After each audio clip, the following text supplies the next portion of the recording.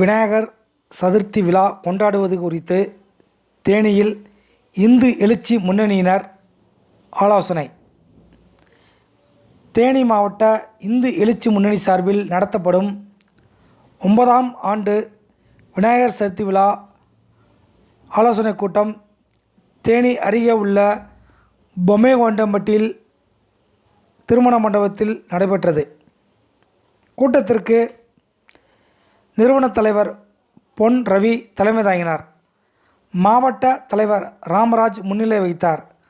கூட்டத்தில் மாவட்ட அமைப்பாளர் கோவிந்தராஜ், மாவட்ட செயலாளர்கள் ராமமூர்த்தி, சோலைராஜ், மாவட்ட பொருளாளர் செந்தில்குமார், மாவட்ட துணைத் தலைவர் விஸ்வா பில்டர்ஸ் பாலமுருகன் உள்பட இந்து எழுச்சி முன்னணி பொறுப்பாளர்கள், விநாயகர் சதுர்த்தி விழா கமிட்டியினர் பலர் கலந்து கொண்டனர்.